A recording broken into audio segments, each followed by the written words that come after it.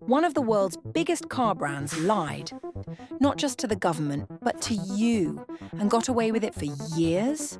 They called it clean diesel. Oh, look what she's doing. See how clean it is? It's not dirty, but you still have a dirty mind. This is not just a car story. This is a story about how a lie, wrapped in green marketing, fooled millions and cost one of the biggest automakers on Earth over $30 billion. The largest fine imposed on an automobile company ever.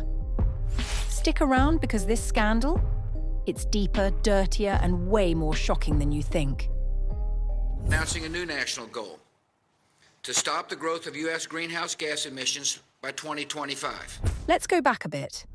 It's the early 2000s. Climate change is becoming a global concern. People are searching for cleaner, greener alternatives. But electric cars aren't mainstream yet, and gas prices are climbing. Volkswagen sees an opportunity.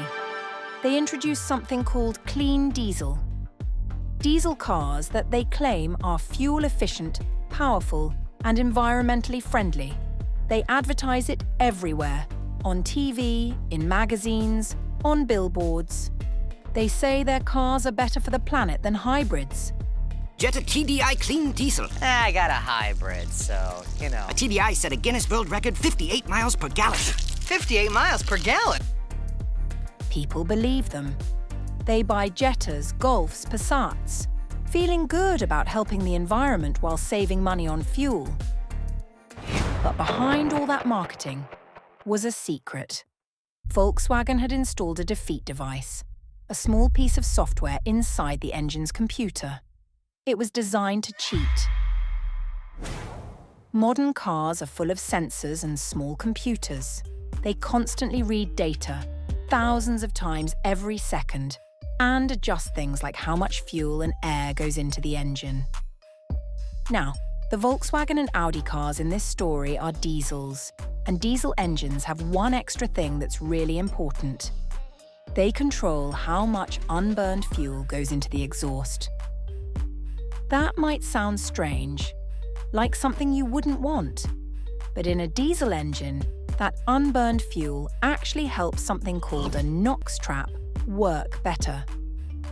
The NOx trap's job is to catch harmful nitrogen oxides, a major type of pollution, before they go into the air. And when there's a bit of unburned fuel in the exhaust, the trap works more effectively. Now here's where it gets tricky.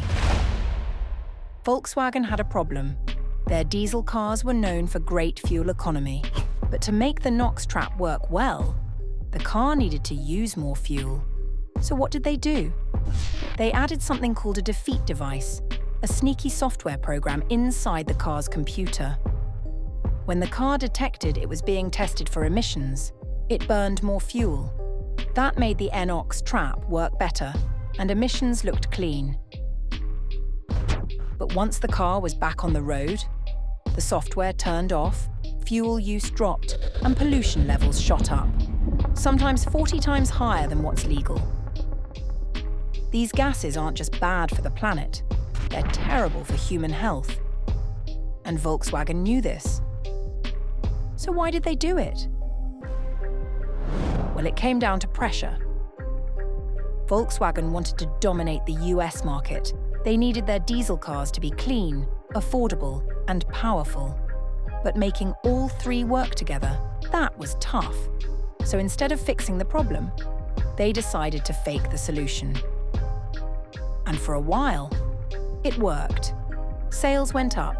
The media praised them. They even won awards for innovation and sustainability. But in 2015, everything fell apart. A group of researchers tested Volkswagen cars on the road and noticed the emissions were way higher than in the lab. They looked closer and uncovered the truth. Volkswagen had rigged over 11 million cars worldwide. The scandal was named Dieselgate. The fallout?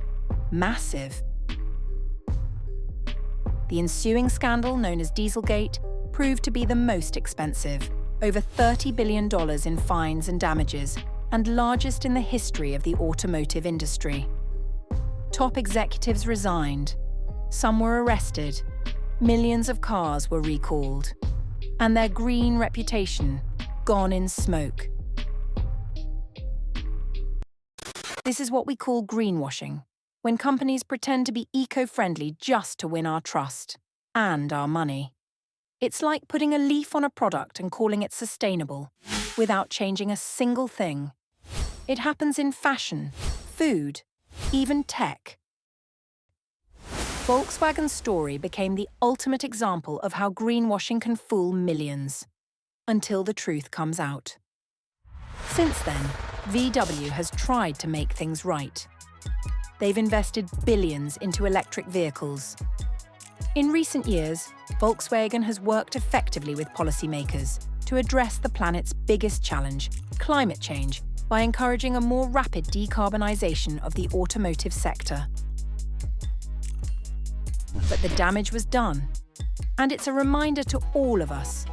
So the next time you see a label that says eco-friendly, pause, look deeper, because real sustainability isn't just a slogan, it's a responsibility.